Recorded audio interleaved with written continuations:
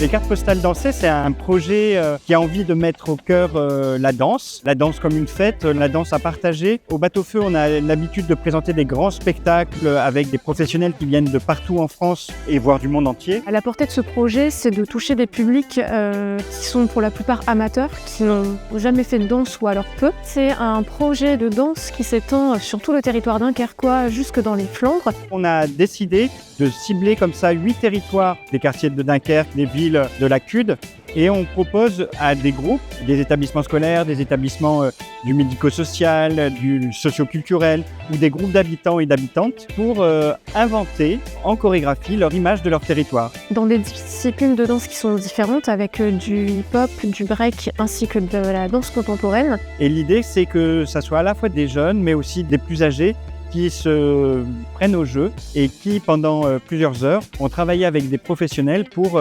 dessiner comme ça une chorégraphie de 5-6 minutes. Avec comme objectif final une restitution, soit au Bateau-Feu, soit dans des villes extérieures, comme aujourd'hui dans la ville de Tettwegem. Je suis super fier de cette expérience parce qu'on a vraiment des groupes qui sont totalement hétérogènes, notamment ici. On voit autant des petits que des grands, que des grandes. Tout le monde est content et c'est trop cool en fait.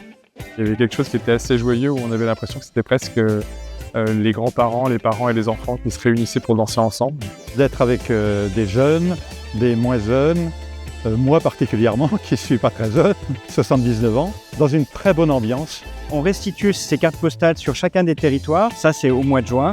Et au mois d'octobre, au moment du festival Allure Folk, qui est un grand festival communautaire de danse, où il y aura un bal, il y aura un DJ, etc. L'un des autres objectifs de ce projet, c'est aussi en fait, de faire découvrir, de faire une sensibilisation à l'art de la danse pour des publics qui n'ont peut-être jamais été touchés par cette discipline-là. Le fait que ce soit une découverte pour moi, la danse moderne, la danse contemporaine, en fait, j'aimerais bien continuer.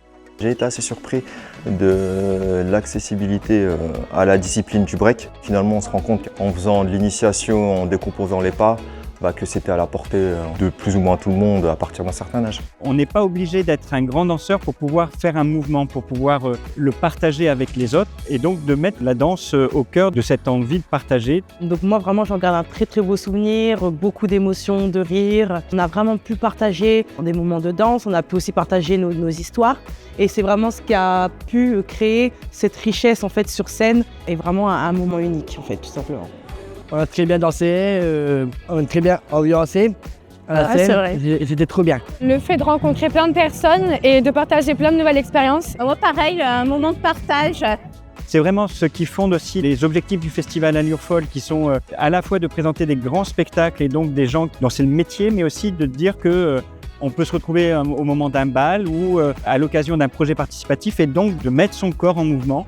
Et à Dunkerque, ça veut dire quelque chose parce que avec le carnaval, avec les grands moments festifs, je crois que les gens ont l'habitude de bouger leur corps. C'était cool d'être ensemble.